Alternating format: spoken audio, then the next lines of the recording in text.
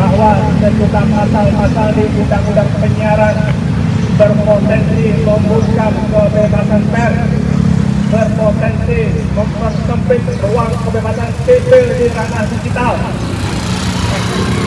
Ada beberapa pasal-pasal yang telah kita inventarisir dapat membungkam kemerdekaan pers di Indonesia. Pertama, pasal 8A ayat 1 huruf I, pasal 42 ayat 2, di mana ada perluasan kewenangan Komisi Penyiaran Indonesia untuk menyelesaikan sengketa pers. Pasal ini bertentangan dengan pasal 15 Undang-Undang Pers, di mana di situ disebutkan bahwa kewenangan Dewan Pers adalah menyelesaikan sengketa karya jurnalistik. Poin yang kedua, persoalan yang kedua, pasal 50B ayat 2 huruf T, di mana KPI tidak memperbolehkan penyiaran konten eksklusif jurnalistik investigasi.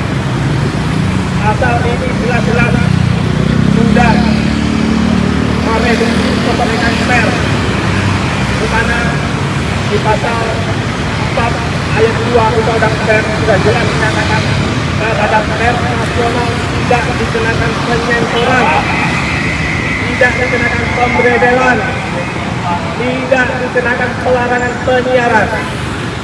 Jadi semangat jurnalistik investigasi adalah membongkar sebuah skandal yang tidak bisa dijangkau oleh jurnalistik biasa.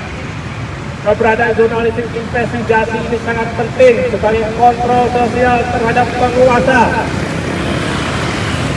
Kemudian pasal bermasalah yang ketiga, pasal 50B ayat 2 huruf K, di mana konten penyiaran dilarang menyiarkan muatan pencemaran nama baik, fitnah, berita bohong.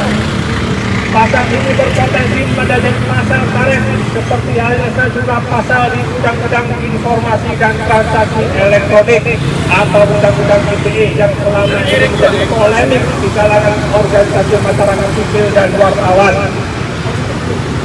Kedua pasal ini menunjukkan bagaimana negara, bagaimana institusi politik di negara ini sudah berusaha mengkooptasi kemerdekaan pers, sudah berusaha untuk meredam ruang kebebasan sipil di ranah digital.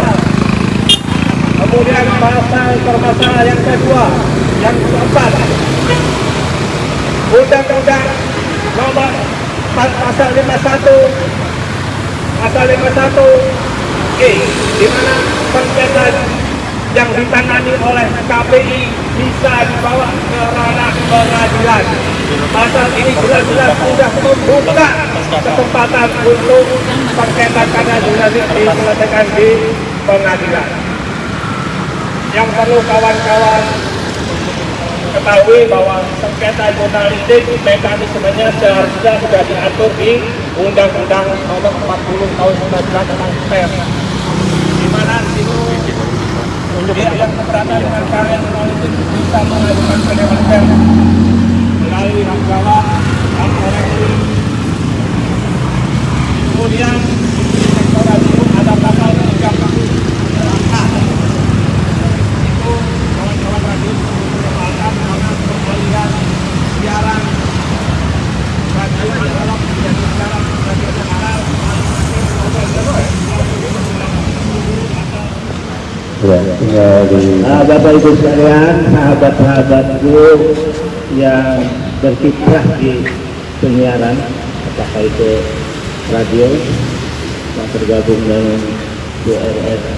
WRSMI maupun di media elektronik lainnya, termasuk di televisi. Hari ini saya sebagai wakil rakyat yang khusus wakil rakyat penyiaran menyambut baik apa yang disampaikan pernyataan kita hari ini, karena bagaimanapun juga sahabat-sahabat ketahui Undang-undang penyiarannya adalah Undang-Undang Nomor 23 Tahun 2002. Undang-undang penyiaran ini sejak tahun 2010 itu sudah diinginkan untuk dilakukan revisi. Mohon maaf, saya sebelum jadi anggota DPR, saya pernah duduk sebagai Ketua Komisi Penyiaran Indonesia Daerah Kalimantan Selatan periode 2008-2011. Pada masa saya itulah undang-undang penyiaran ini ingin direvisi. Coba kita bayangkan 2010, sekarang 2024, berarti ada 14 tahun. Kondisi ini diperparah oleh karena banyaknya kepentingan antara lain pemerintah untuk mengatur masalah penyiaran, masalah kebebasan, sehingga kejadiannya sampai sekarang itu belum selesai. Dan saat ini setelah itu maju kembali menjadi perundang-undangan di tingkat DPR, ada beberapa pasal yang seperti disampaikan tadi itu keluar dari koridor yang semestinya. Bahwa ini apa yang diaspirasikan oleh sahabat-sahabatku lembaga penyiaran ini, bahwa banyak sekali kegiatan yang dipungkiri. Nah, oleh karena itu, ya karena saya pernah berkiprah di Komisi Penyiaran, saya tahu persis. Karena itu saya sebagai wakil rakyat, juga wakil kalian itu atau sahabat-sahabat ini, kami akan dukung dan ini akan kami teruskan ke tingkat DPR untuk segera menjadi bahan pertimbangan di dalam proses perselisihan.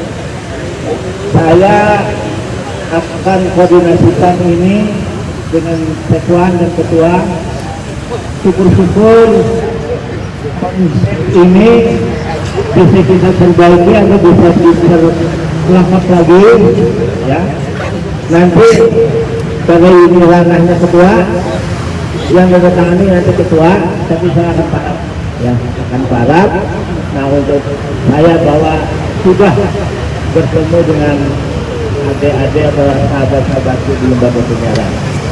Nah, nanti prosesnya kita atur kemudian lewat Sekwan dan Ketua, apakah ini nanti dititipkan dengan DPR untuk disampaikan, ataukah nanti ada perwakilan untuk menyampaikan, itu silahkan nanti hasil negosiasi setelah ini.